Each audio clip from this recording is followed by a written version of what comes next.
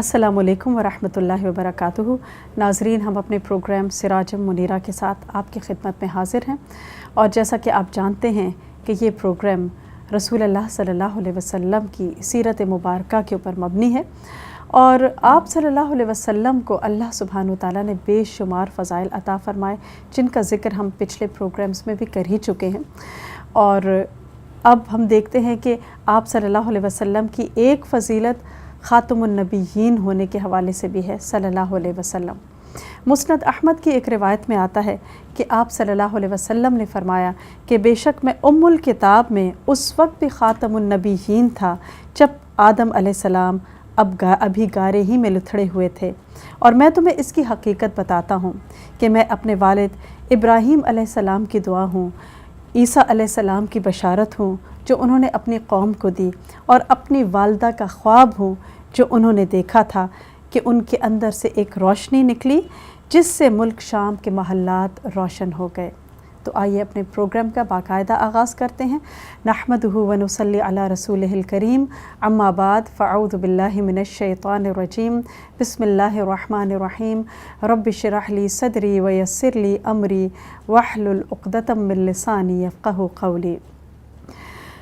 पिछले प्रोग्राम में हम जंग उहद के ऊपर बात कर रहे थे कि किस तरह जंग उहद में मुसलमान 1000 लश्कर लेकर निकले थे और मुनाफिकीन का उधर से 3000 का लश्कर आ रहा था। और उसमें भी हम देखते हैं कि मुनाफिकीन ने किस तरह मुसलमानों को एक ठेस पहुंचाई और उनका मोराल डाउन करने के लिए 300 अपने साथी लेकर अलग हो गए। लेकिन अल्लाह सुब्हानहू तआला की मदद मुसलमानों के साथ साथ थी। और उसके बाद आप सल्लल्लाहु अलैहि वसल्लम चूँकि बेहतरीन स्ट्रैटेजीज़ थी आपकी वॉर के ऊपर, तो आपने 50 तीर अंदाज़ों को एक टीले के ऊपर मुकर्रर फरमाया और उनको बहुत स्ट्रिक्ट इंस्ट्रक्शंस दी थी कि चाहे कुछ भी हो जाए तुमने इस जगह को नहीं छोड़ना। लेकिन हम देखते हैं कि आप सल्लल्लाहु अलैहि वसल्लम के इस हुक्म की नाफरमानी की वजह से मुसलमानों को बहुत ज़्यादा नुकसान पहुँचा और उनके 70 के करीब सहाबा जो थे वो मारे गए, शहीद हो गए। और इसी असना में हम देखते हैं कि जो मुसलमान शहीद हुए थे तो हिंद जो थी अबू सुफियान की बीवी, उसने ये किया कि इन तमाम मुसलमानों के शुहदा के कान और नाक कटवा कर उनका हार बनाया और अपने गले में डाल लिया। उसके बाद हमज़ा रज़ी अल्लाह ताला अन्हों का उसने पेट चाक किया, सीना चीरा, उसके अंदर से आपका दिल निकाला और कलेजा चबाने की कोशिश की लेकिन चबा ना सकी, लिहाजा उसने थूक दिया। मुशरिकीन ने आखिरकार जंग में वापस जाने की ठान ली और इसमें हमें उबई बिन खल्फ का एक वाक़या मिलता है जो मक्का में आप सल्लल्लाहु अलैहि वसल्लम को थ्रेट किया करता था कि वो आपको जान से मार देगा, नाउज़ुबिल्लाह। और आप सल्लल्लाहु अलैहि वसल्लम हमेशा उससे फरमाया करते थे कि देखो मैं ही तुम्हें कत्ल करूँगा इंशाअल्लाह। और उबई बिन खल्फ जो है ये अरब का एक बहुत मशहूर सिपह सलार था और कहा जाता है कि जंग बदर के बाद उसने कहा था, एक वादा किया था कि मैं अपने घोड़े को इस तरह से पालूँगा और इस तरह से उसको तैयार करूँगा कि इससे पहले कभी किसी ने ना किया होगा। और इसी वजह से वो अपने घोड़े को रोज़ाना 3 सा के करीब दाना डाला करता था और यानी बहुत ही ज़्यादा उसने बेहतरीन तरीके से उसको घोड़े को बड़ा किया और तैयार किया था एक तरह से जंग उहद के लिए। लिहाजा जब वो जंग उहद में आया तो उसने आप सल्लल्लाहु अलैहि वसल्लम को ललकारा। सहाबा कराम आपको डिफ़ेंड करने के लिए आगे बढ़े लेकिन आपने हर एक को हटा दिया पीछे और उसके बाद आपने ताक कर एक ऐसा तीर उसको मारा जो उसके गले का एक उभरा हुआ सा हिस्सा था उस पर जाकर लगा और खून भी नहीं निकला, लेकिन इसके बावजूद वो चीखना शुरू हो गया कि मोहम्मद ने मुझे मार दिया, मोहम्मद ने मुझे मार दिया सल्लल्लाहु अलैहि वसल्लम। लोगों ने कहा तुम्हें क्या हो गया है, तुम ऐसे ही ज़्यादा रिएक्ट कर रहे हो और कुछ भी नहीं हुआ, खून का एक कतरा तक नहीं निकला। तो उस पर वो कहने लगा कि तुम नहीं जानते, खुदा की कसम मक्का में वो मुझे कहा करते थे कि मैं तुम्हें मार दूँगा और अगर खुदा की कसम वो मेरे ऊपर सिर्फ थूक ही देते तो उसकी वजह से भी मैं मर जाता। अब आप देखें इन लोगों को पक्का यकीन था کہ آپ اللہ کے رسول ہیں، آپ کی صداقت کا، آپ کا پورا کردار ان کے سامنے تھا، لیکن صرف ضد کی وجہ سے اور ہٹ دھرمی کی وجہ سے وہ ماننا نہیں چاہ رہے تھے۔ بہرحال طلحہ رضی اللہ تعالیٰ عنہ نے آپ کو محفوظ مقام پر پہنچا دیا اور اپنی پیٹھ کے اوپر لے کر گئے تھے آپ کو۔ آپ کو یاد ہے نا کہ احد کی پہاڑی کے اوپر وہ پیچھے کی طرف لے کر گئے تھے، تو آپ نے فرمایا تھا کہ طلحہ نے جنت واجب کر لی، اور اب مشرکین جو ہے وہ آخری حملے کی کوشش کر رہے تھے۔ اس پر آپ صلی اللہ علیہ وسلم نے اللہ سے دعا کی کہ اے اللہ یہ اوپر نہ جانے پائیں، یعنی آپ صلی اللہ علیہ وسلم اوپر کی طرف جا رہے تھے پہاڑی کی، تو آپ نے فرمایا کہ مشرکین جو ہیں اوپر نہ آئیں، اور اس کے بعد آپ نے سعد رضی اللہ تعالیٰ عنہ سے فرمایا کہ ان کے حوصلے پست کر دو، ان کو نیچے کی طرف تکھیل دو۔ لہٰذا صحابہ کرام جو ہے وہ تیر مارتے جاتے تھے تاکہ مشرکین جو ہیں پہاڑی کے اوپر نہ آ سکیں۔ سعد رضی اللہ تعالیٰ عنہ بہت ہی اپنا ایک دلچسپ ایکسپیرینس بھی شیئر کرتے ہیں اور بتاتے ہیں کہ میں اپنے ترکش سے میں نے ایک تیر نکالا کہ میں ان کو ماروں، لیکن جب میں نے دیکھا تو یہ وہی تیر تھا جو اس سے پہلے میں استعمال کر چکا تھا۔ یعنی سبحان اللہ، اللہ کی قدرت اور اللہ کی مدد دیکھیے کہ وہ تیر جو یوز کرتے تھے واپس ان کی طرف لوٹا دیا جاتا تھا، اور کہا جاتا ہے کہ وہ ایک مخصوص قسم کا تیر تھا جو ہر بار ان کے پاس واپس آ جایا کرتا تھا، اور اس جنگ کے بعد انہوں نے ساری زندگی اس کو سنبھال کر رکھا اپنے پاس۔ اس کے بعد ابو سفیان زور زور سے آوازیں لگانا شروع ہو گیا، اور اس کا خیال تھا کہ اللہ کے رسول صلی اللہ علیہ وسلم اب اس دنیا میں نہیں ہیں، اور ابو بکر اور عمر رضی اللہ تعالیٰ عنہما بھی شہید ہو چکے ہیں۔ تو وہ سب کو آوازیں دینے لگا، یا محمد یا محمد صلی اللہ علیہ وسلم۔ تو آپ نے اشارہ فرمایا کہ خاموش رہو، ابھی کچھ نہ کہو۔ پھر اس نے ابو بکر رضی اللہ تعالیٰ عنہ کو آوازیں دی، عمر رضی اللہ تعالیٰ عنہ کو آوازیں دی، اور اس کے بعد جب آواز نہ آئی تو کہنے لگا کہ لگتا ہے کہ سبھی مر گئے۔ اس پر عمر رضی اللہ تعالیٰ عنہ سے برداشت نہ ہوا اور کہنے لگے، او اللہ کے دشمن، ہم سب بالکل صحیح سلامت ہیں۔ اس پر اس نے عمر رضی اللہ تعالیٰ عنہ سے کہا کہ میں تمہیں خدا کی قسم دے کر کہتا ہوں، مجھے سچ سچ بتاؤ، کیا آپ صلی اللہ علیہ وسلم زندہ سلامت ہیں؟ تو اس پر عمر رضی اللہ تعالیٰ عنہ کہنے لگے، جی ہاں بالکل وہ صحیح سلامت ہیں، بالکل صحیح ہیں۔ اس پر اس نے کہا کہ عمر، میں تمہاری بات کا بنسبت اپنی قوم کے زیادہ یقین رکھتا ہوں۔ یعنی ان کو پتہ تھا کہ مسلمان کتنے سچے اور کھرے لوگ ہیں، لیکن اس کے باوجود اپنی ایک ضد تھی جس کی وجہ سے وہ ماننا نہیں چاہتے تھے۔ ادھر ہم دیکھتے ہیں کہ آپ صلی اللہ علیہ وسلم کا چہرہ مبارک جو ہے وہ بھی زخمی تھا۔ آپ کو یاد ہوگا کہ خود کی دو جو کڑیاں تھیں وہ آپ کے رخسار مبارک میں چلی گئی تھیں، اور کہتے ہیں کہ خوب چہرہ جو ہے وہ لہو لہان ہو چکا تھا اور آپ زخمی تھے۔ تو فاطمہ رضی اللہ تعالیٰ عنہا جو ہیں وہ پانی لے لے کر آپ صلی اللہ علیہ وسلم کے چہرے کے اوپر دھوتی جاتی تھیں۔ علی رضی اللہ تعالیٰ عنہ اپنی ڈھال میں پانی لاتے اور فاطمہ رضی اللہ تعالیٰ عنہا آپ کے چہرے کو دھوتی، لیکن خون اتنا بہتا رہا تھا، اتنا زیادہ تھا، اور چہرہ اس قدر زیادہ زخمی ہو چکا تھا کہ وہ خون رکنے میں ہی نہیں آ رہا تھا۔ آخر کار انہوں نے ایک چٹائی کا ایک ٹکڑا جلایا یا بوری کا ایک ٹکڑا، اس کو جلا کر جب رکھا زخم کے اوپر، تب آپ کا خون جو ہے بہتا ہوا خون وہ رک گیا۔ ادھر ہم دیکھتے ہیں کہ مسلمان خواتین کا بھی اپنا ایک بہت بڑا کردار تھا کہ وہ جنگ کے موقع پر تمام زخمیوں کو پانی پلا رہی تھی۔ انس رضی اللہ تعالیٰ عنہ کہتے ہیں کہ میں نے جنگ احد کے دن دیکھا کہ عائشہ رضی اللہ تعالیٰ عنہ اور سلیم یعنی میری والدہ جو تھیں وہ دونوں بھاگ بھاگ کر پانی لے کر آتی تھیں کپڑے میں لپیٹ کر، اور زخمیوں کو پانی پلایا کرتی تھیں۔ ایسے میں ابو سفیان واپس لوٹنے سے پہلے مسلمانوں کے قریب آیا اور کہنے لگا کہ آئندہ سال بدر میں دوبارہ ملیں گے، لڑنے کا وعدہ ہے۔ اب حیرت کی بات یہ ہے، آپ دیکھیے کہ کفار مکہ ایک طرح سے جنگ جیت رہے تھے، لیکن نہ جانے اللہ سبحانہ وتعالیٰ نے کیسا روب ان کے اوپر ڈال دیا، کیسی ہیبت ڈالی کہ جس کی وجہ سے انہوں نے مسلمانوں کا پیچھا نہیں کیا۔ اگر وہ چاہتے تو پیچھا کرتے ہوئے مدینہ تک پہنچ جاتے اور پھر حملہ زوردار کرتے اور ختم کر دیتے سب کچھ، لیکن اللہ سبحانہ وتعالیٰ نے ایک رعب ان کے اوپر ڈال دیا تھا، ایک ہیبت ڈال دی تھی۔ تو بات یہ ہے کہ اسلامی لشکر جب بھی ان کے اندر ایمان ہوتا ہے، استقامت ہوتی ہے، اللہ کی اطاعت ہوتی ہے، تو چاہے وہ تھوڑے ہی کیوں نہ ہوں، اللہ سبحانہ وتعالیٰ مخالفین کے اوپر ایک رعب اور ہیبت اور دبدبہ ڈال دیتے ہیں۔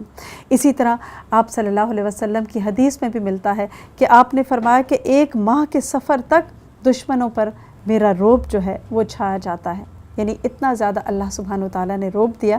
اور جنگ کے دوران بھی ہم دیکھتے ہیں کہ آپ صلی اللہ علیہ وسلم انتہائی بہادر جرنیل کی طرح لڑتے تھے، اور کہا جاتا ہے، روایات میں ملتا ہے کہ سب سے پہلے فوج میں آپ اٹیک کیا کرتے تھے، آپ وار کیا کرتے تھے۔ تو یہی ایک بہترین لیڈر کی پہچان ہوتی ہے کہ وہ چاہے کسی بھی رول میں ہو، وہ اپنے محتاطوں کے ساتھ ساتھ ہوتا ہے، اپنے سبارڈینیٹس کے ساتھ ساتھ ہوتا ہے۔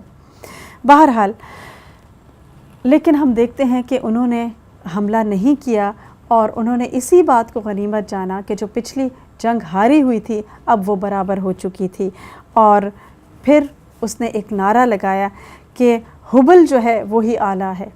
آپ صلی اللہ علیہ وسلم نے صحابہ کرام سے فرمایا کہ تم لوگ جواب کیوں نہیں دیتے؟ انہوں نے کہا اللہ کے رسول صلی اللہ علیہ وسلم ہم کیا جواب دیں؟ تو آپ نے فرمایا کہ کہو اللہ اعلیٰ عز و جل ہے، یعنی اللہ ہی اعلیٰ عز و جل، یعنی اللہ سبحانہ وتعالیٰ جو ہے وہی بلند ہے اور وہی اعلیٰ ہے اور وہی برتر ہے۔ پھر کفار نے کہا کہ لنا العزیٰ ولا عزیٰ لکم، کہ ہمارے لیے تو عزیٰ ہے اور تمہارے لیے تو کوئی عزیٰ نہیں۔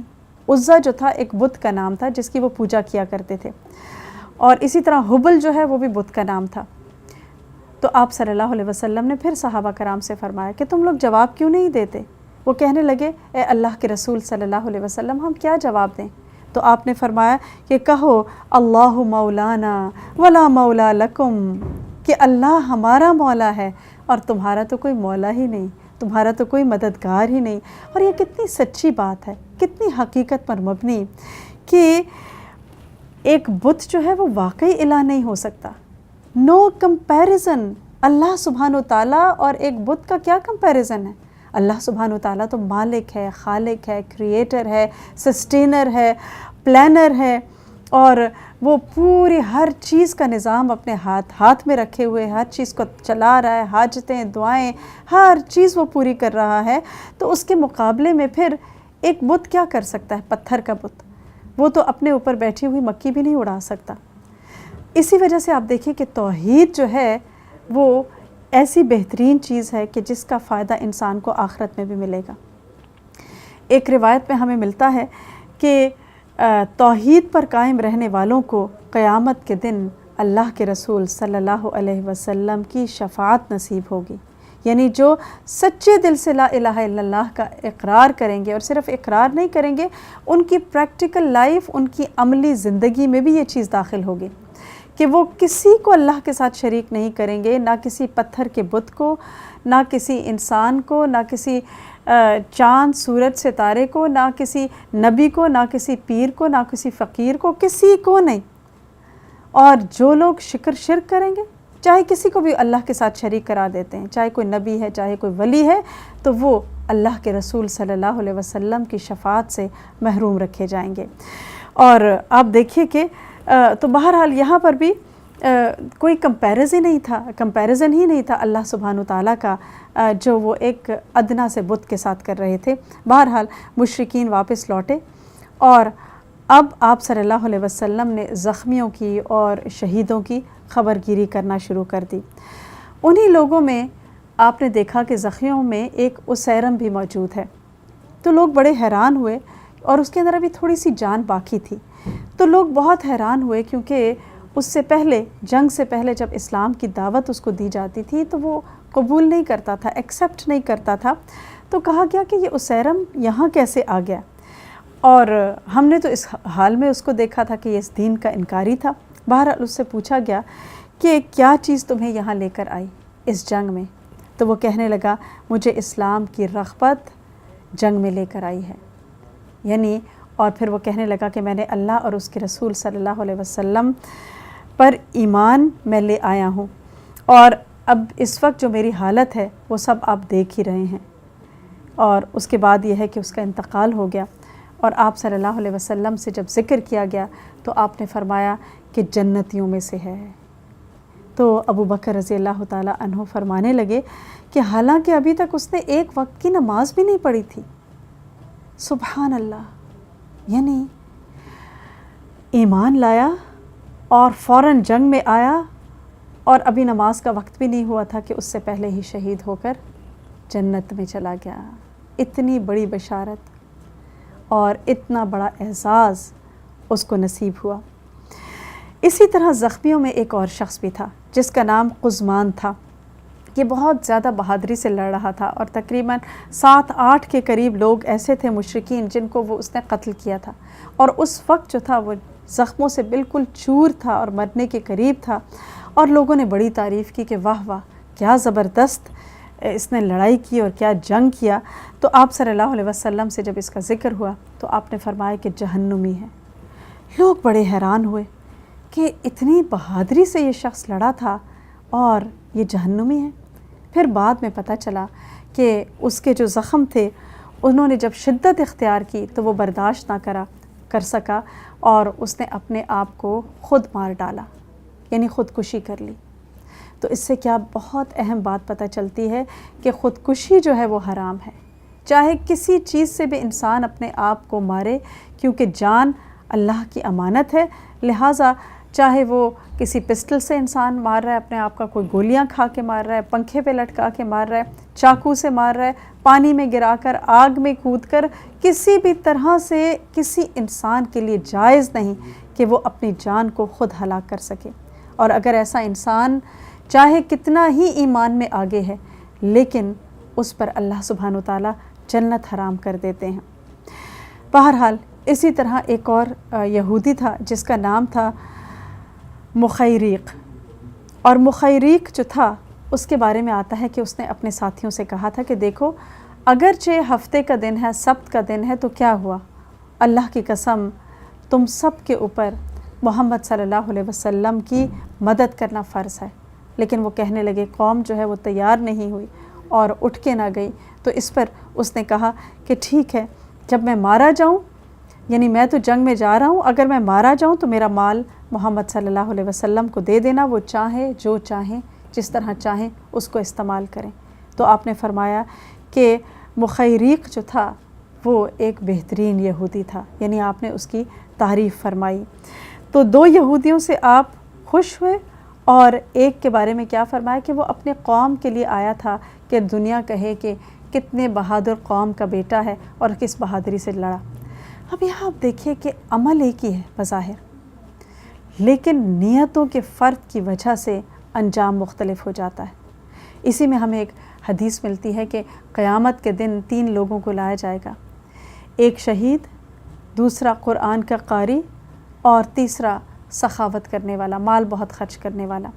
تو جو شہید ہے اس سے اللہ سبحانہ وتعالیٰ پوچھیں گے اور وہ کہے گا کہ اے اللہ سبحانہ وتعالیٰ، میں نے تیری خاطر جنگ کی، حتیٰ کہ میں نے اپنی جان بھی قربان کر دی تیرے لیے۔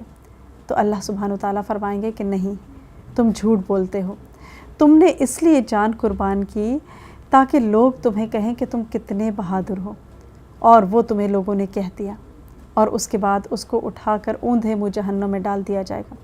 پھر قرآن کے قاری کو بلایا جائے گا، اس سے پوچھا جائے گا، تو وہ کہے گا کہ اے اللہ سبحانہ وتعالیٰ، میں نے تیرا حق ادا کیا، تیری کتاب کو میں پڑھاتا رہا، اور بہت خوبصورتی سے میں نے اس کو سیکھا اور آگے سکھایا۔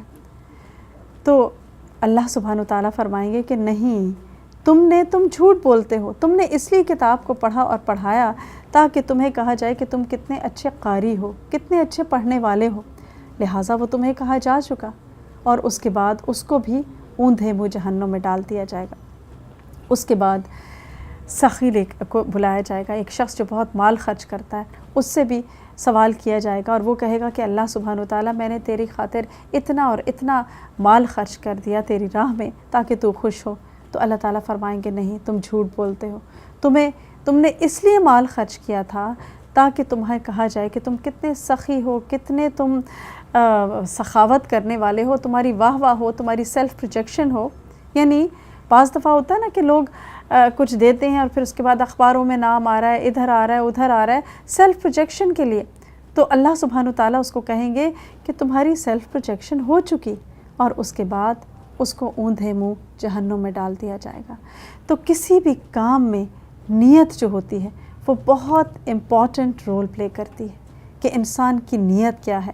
تو کوئی بھی کام کرتے ہوئے انسان کی نیت یہ ہونی چاہیے کہ اللہ آپ مجھ سے راضی ہو جائیں اور میری آخرت اچھی ہو جائے، اور اس کے ساتھ ساتھ اچھے اچھے کاموں کی نیتیں بھی کرتے رہنا چاہیے، کیونکہ اگر اللہ نے کام کرنے کا موقع دے دیا تو بہت ہی اچھا ہے، وہ کئی گنا اجر لکھا جائے گا، لیکن اگر موقع نہیں بھی ملا تو بھی اچھی نیت کا اجر جو ہے وہ ضرور انسان کو ملتا رہتا ہے۔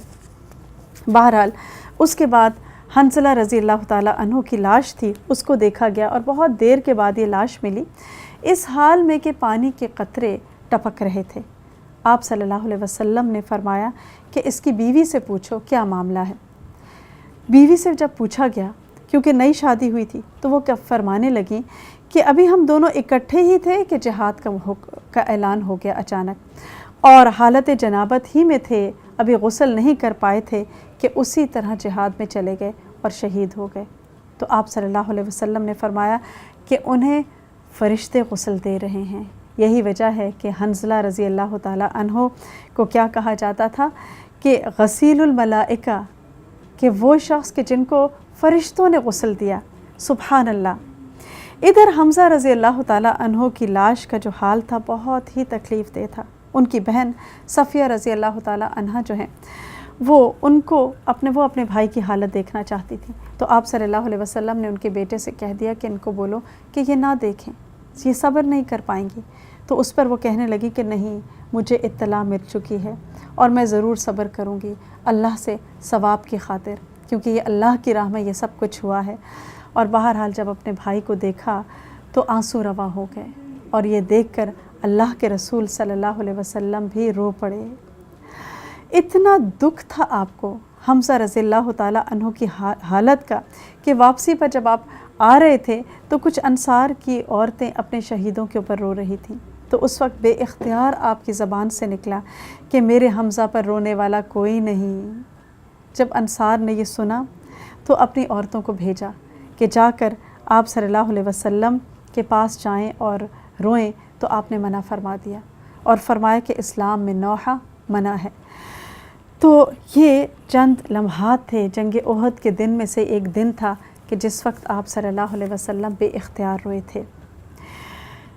ایک طرف حمزہ رضی اللہ تعالیٰ عنہ کے لیے روئے، اور دوسری طرف مصعب بن عمیر رضی اللہ تعالیٰ عنہ کے لیے روئے، اور صحابہ کرام کو جب دفن کرنے کی باری آئی شہداء کو، تو اتنا کپڑا نہیں تھا کہ سب کو کفن دیا جا سکے، اور مصعب بن عمیر رضی اللہ تعالیٰ عنہ جو ہیں ان کے بارے میں جب آپ نے ان کو دیکھا تو آپ رو پڑے، کیونکہ آپ کو وہ وقت یاد آ گیا ہوگا کہ جب مکہ میں یہ سب سے امیر ترین انسان تھے، اور ان کی والدہ جو ہیں ان کی ہمیشہ یہ خواہش ہوتی تھی کہ میرا بیٹا جب باہر نکلے تو اس کے لباس سے زیادہ بہترین لباس کسی کا نہیں ہونا چاہیے۔ بہت ہی لاڈ اور نام میں پلے ہوئے تھے، اسی طرح اس کی خوشبو سے زیادہ بہترین خوشبو کسی کی نہ ہو۔ اور جب گھوڑے کے اوپر نکلتے تھے تو ساتھ ہی نوکروں کا اور گارڈز کا ایک دستہ ہوتا تھا جو آگے پیچھے ان کے جا رہا ہوتا تھا، اور خوشبو دور تک پھیلتی تھی اور لوگوں کو پتہ چل جاتا کہ یہ مصعب بن عمیر آ رہے ہیں۔ لیکن جب اسلام قبول کیا اور اس کے بعد ایک مرتبہ آپ سے ملنے کے لیے آئے تو حال یہ تھا کہ ایک چھوٹا سا کمبل تھا جو لپیٹا ہوا تھا، اور جو کانٹے ہوتے ہیں اس سے ان کو ایک طرح سے پن اپ کیا ہوا تھا۔ تو آپ صلی اللہ علیہ وسلم ان کا اس حال میں دیکھ کر ان کو آپ رو پڑے، کیونکہ آپ کو وہ وقت یاد آ گیا تھا، اور آپ فرمایا کرتے تھے کہ مصعب جو ہیں وہ حسین زلفوں والے خوبصورت نوجوان تھے مکہ کے۔ اور پھر اس کے بعد اب ہم دیکھتے ہیں کہ جنگ احد میں پھر یہ شہید ہو گئے، تو واقعی یہ حق کے وہ مسافر تھے اور اتنے بہترین مبلغ تھے، اور ایک طرح سے مکہ کے شہزادے تھے جو منزل پر پہنچے تو بالکل ننگے پاؤں تھے، اور اسی حالت میں فردوس بری کو سدھار گئے۔ کتنے احسانات ہیں ان لوگوں کے ہم سب کے اوپر۔ اور کہا جاتا ہے کہ کفن کے لیے اتنا کپڑا ہی میسر نہیں تھا، यानी 70 सहाबा शहीद हुए थे और कफन के लिए उन सब के लिए अलग अलग कपड़ा मौजूद नहीं था।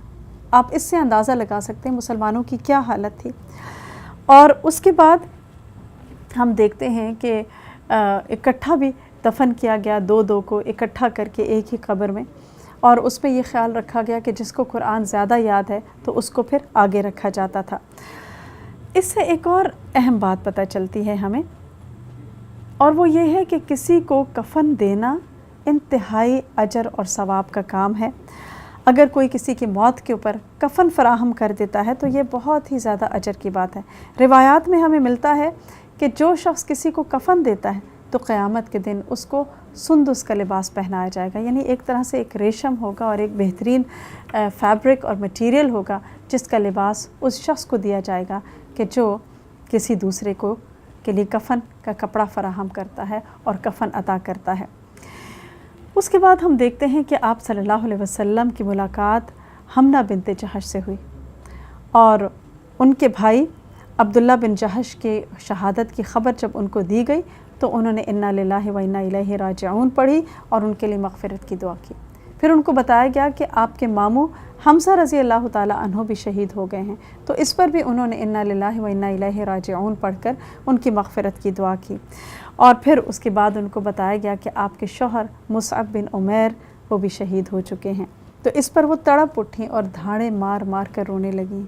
तो आपने फरमाया कि औरत का शौहर उसके यहाँ एक ख़ास खुसूसी मकाम रखता है, यानी शौहर की मोहब्बत फिर हर मोहब्बत से ज़्यादा बढ़कर हो जाती है एक औरत के लिए, और एक शौहर का हक़ अपनी बीवी के ऊपर सबसे ज़्यादा बढ़कर है। अगर एक तरफ शौहर की बात है और दूसरी तरफ उस बीवी के वालिदैन की बात है तो उसको क्या चाहिए कि वो अपने शौहर की बात माने, और उस वक्त वो अपने वालिदैन की बात नहीं मानेगी, यानी शादी के बाद। और एक और रिवायत में भी हमें मिलता है कि औरत का शौहर जो है या तो उसकी जन्नत है या उसकी दोज़ख है।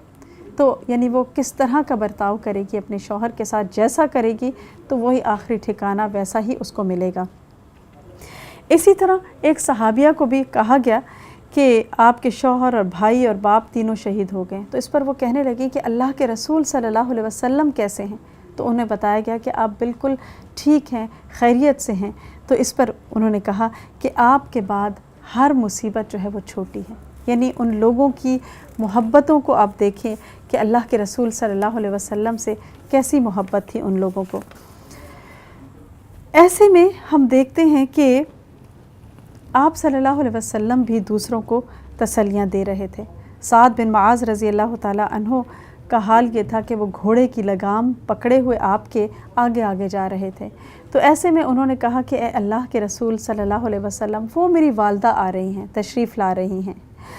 तो इस पर आप सल्लल्लाहु अलैहि वसल्लम ने उनको मरहबा कहा और उनके बेटे अमर बिन मुआज़ रज़ी अल्लाह ताला अन्हो की शहादत के ऊपर उनके लिए ताज़ियत के कलिमात कहे और फरमाया कि ए उम्मे साद, खुश हो जाओ और शुहदा के घर वालों तुम भी सब खुश हो जाओ, क्योंकि सारे शुहदा जो है वो एक साथ जन्नत में दाखिल हुए हैं। सुभान अल्लाह। अब आप देखिए कितनी बड़ी रियलिटी है ना।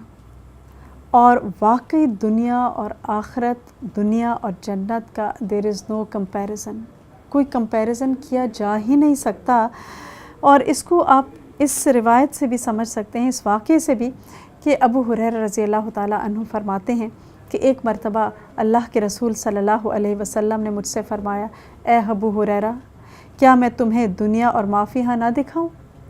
तो कहते हैं कि मैंने अर्ज़ किया, जी हाँ ज़रूर अल्लाह के रसूल सल्लल्लाहु अलैहि वसल्लम। तो आपने मेरा हाथ पकड़ा और मदीना के एक जंगल में ले गए, और जंगल में एक खोपड़ी, पाखाना, हड्डियाँ और चिथड़े पड़े हुए थे। आपने फरमाया कि ये हड्डियाँ ऐसी ही चाहत किया करती थी जैसे तुम कहज करते हो, यानी जैसे तुम आज ज़िंदा हो और चल फिर रहे हो, इसी तरह उनकी भी ख्वाहिशें थीं। यानी आप देखिए ना, हर इंसान की कुछ ड्रीम्स होती हैं, कुछ ख्वाहिशात होती हैं, कुछ डिज़ायर्स होती हैं, ये हो जाए दुनिया में, वो हो जाए, ये मिल जाए, वो मिल जाए। तो अल्लाह के रसूल सल्लल्लाहु अलैहि वसल्लम ने प्रैक्टिकली दिखाया कि ये खोपड़ियाँ जो है ना, ये भी इसी तरह की चाहत किया करती थी जैसे तुम आज करते हो, और आज ऐसी हो गई हैं कि इन पर चमड़ा तक बाकी नहीं रहा, और चंद दिन के बाद یہ بالکل راکھ ہو جائیں گی. یعنی ان کے اندر جو ایک دماغ کے اندر جو ساری ڈیزائرز تھیں اور یہ سب کچھ جو وہ چاہتے تھے دنیا کا، وہ سب رہ گیا. اور دیکھا جائے کتنی حقیقی بات ہے نا، جب سے دنیا بنی ہے کتنے لوگ آئے اور کتنے بڑے بڑے لوگ آئے اور وہ چلے گئے. جانا سب نے ایک ہی جگہ ہے، ایک چھوٹی سی قبر ہے جس کے اندر سب کو لیٹنا ہے. لیکن جب انسان دنیا میں ہوتا ہے تو انسان بھول جاتا ہے اور دنیا کی رونقوں میں گم ہو جاتا ہے. پھر فرمایا یہ جو پاخانہ تم دیکھتے ہو یہ ان کی غذا تھی، نہ معلوم کہاں کہاں سے کما کر کھایا تھا. یعنی دنیا میں جب انسان ہوتا ہے تو اس کے اندر جو ایک ہوس ہوتی ہے، ایک لالچ ہوتی ہے، اور انسان کہتا ہے کہ کچھ بھی ہو مل جائے صحیح، چاہے حرام سے ملے چاہے حلال سے ہو، وہ اس کی پرواہ نہیں کرتا. تو فرمایا کہ دیکھو آج یہ ایسا ہو گیا ہے کہ تم اس سے نفرت کرتے ہو. پھر آپ نے فرمایا کہ یہ چیتھڑے ان کا لباس ہیں کہ ہوائیں ان کو اڑائے اڑائے پھرتی ہیں، اور یہ نلیاں ان کے چوپاؤں کی ہیں جن پر بیٹھ کر وہ شہر شہر گھوما کرتے تھے. تو یہ انجام ہے اس دنیا کا کہ جس کے پیچھے ساری زندگی انسان بھاگتا رہتا ہے. بھاگتے بھاگتے بھاگتے اس کو نماز تک پڑھنے کی فرصت نہیں ملتی. نماز کے لیے بھی کہا جائے تو وہ کہتے ہیں دیر ہو رہی ہے دیر ہو رہی ہے. واقعی دیر ہو رہی ہے. کس چیز میں؟ آخرت کی تیاری میں دیر ہو رہی ہے. اور ابو ہریرہ رضی اللہ تعالیٰ عنہ فرماتے ہیں کہ یہ سارا منظر دیکھ کر ہم خوب روئے، اور جب اچھی طرح سے جب تک ہم رو نہ لیے ہم واپس نہیں گئے. تو یہ کتنی بڑی بات ہے. اور پھر یہ کس کا عالم ہے؟ اللہ کے رسول صلی اللہ علیہ وسلم جن کی ساری خطائیں معاف ہو چکی ہیں، ان کا یہ حال ہے. تو ہم اپنے آپ کو دیکھیں، ہمارے اوپر ان ساری چیزوں کا کتنا اثر ہوتا ہے. ہم ایک بات سنتے ہیں، تھوڑی دیر کے لیے اثر ہوتا ہے، اور پھر دوسری طرف ایک کان سے سن کے دوسری طرف سے نکال کے پھر واپس وہی کر رہے ہوتے ہیں. تو اس کے لیے اللہ سے دعا بھی مانگنی چاہیے کہ اے اللہ تو اس دنیا کی واقعی حقیقت ہمیں دکھا دے، جیسی یہ ہے ویسی ہی حقیقت دکھا دے، اور جتنی اہمیت ہمیں اس دنیا کو دینی چاہیے ویسی ہی اہمیت ہمارے دلوں میں ڈال دے، اور جتنی اہمیت ہمیں آخرت کو دینی چاہیے اتنی اہمیت آخرت کی ہمارے دل میں ڈال دے. قریش مکہ جو ہے وہ واپس جا رہے تھے اس کے بعد، لیکن آپ صلی اللہ علیہ وسلم نے واپسی کے بعد سوچا کہ کہیں یہ دوبارہ حملے کے لیے نہ آ جائیں، تیار نہ ہو جائیں. اور واقعی آپ کا اندازہ بالکل درست نکلا، کیونکہ کچھ دور آگے جا کر ابو سفیان کہنے لگا کہ کیوں نہ ایک مرتبہ جا کر بھرپور حملہ کیا جائے مسلمانوں کے اوپر اور ان کو ختم کر دیا جائے. ابھی ایک رات صرف گزری تھی اور مسلمان زخموں سے چور تھے. آپ نے پھر کہا، کال کی کہ کون میرے ساتھ ہوگا، کون میرے ساتھ چلتا ہے کفار مکہ کے ساتھ لڑنے کے لیے. اور زخموں کے باوجود تمام مسلمان تیار ہو گئے، اور انہی کے ساتھ عمارہ رضی اللہ تعالی عنہ بھی شامل تھیں. یہ لوگ حمراء الاسد تک، یہ سب مسلمان حمراء الاسد تک گئے. لیکن کفار مکہ کے دلوں میں اللہ سبحانہ وتعالیٰ نے رعب ڈال دیا، اور آپ صلی اللہ علیہ وسلم نے کچھ ایسی تدبیر اختیار کی کہ جس کی وجہ سے کچھ لوگوں نے جا کر ابو سفیان سے بات کی کہ مسلمان تو بڑی زبردست تیاری کے ساتھ آ رہے ہیں، اور جس کی وجہ سے ان کے اوپر ایک خوف طاری ہوا اور واپس چلے گئے. اب آپ یہاں پہ ایک دیکھنے کی بات ہے جو سمجھنے کی کہ کتنا فرق ہے صحابہ کرام کے اندر اور ہمارے اندر. وہ تو ایک کال کے اوپر اٹھ کر تیار ہو جایا کرتے تھے. آج دن میں 5 مرتبہ اللہ سبحانہ وتعالیٰ کی طرف سے ہمیں کال آتی ہے نماز کی، لیکن ہم ٹس سے مس نہیں ہوتے، اور آرزویں ایسی ہیں کہ اسی جنت میں جانا چاہتے ہیں کہ جس میں صحابہ کرام ہیں. تو ایسے تو نہیں ہو سکتا. جب تک ہمارا عمل ویسا نہیں ہوگا ہم اس جگہ پہ جا بھی نہیں سکتے. تو کوشش کرنی ہے کہ ہم اپنے عمل کو بہترین بنائیں، ویسی بنائیں کہ جیسے اللہ کے رسول صلی اللہ علیہ وسلم تھے، جو ہمارے لیے بہترین نمونہ تھے، ایک بہترین رول ماڈل تھے، اور آپ ہی کے تربیت یافتہ صحابہ کرام تھے. ان کی زندگیوں کو ہمیں رول ماڈل بنانا ہے، کیونکہ ان کے بارے میں اللہ تعالیٰ نے فرمایا صراط الذین انعمت علیہم، ان لوگوں کا راستہ کہ جن کے اوپر تو نے انعام فرمایا. تو اللہ سبحانہ وتعالیٰ سے دعا ہے کہ اللہ ہمیں ان کے راستے پر چلائے اور ان کے راستے پر چلنے کی توفیق عطا فرمائے. یہاں ہم ایک چھوٹی سی بریک لیتے ہیں اور اس کے بعد دوبارہ آپ کی خدمت میں پروگرام کے بقیہ حصے کے ساتھ حاضر ہوں گے۔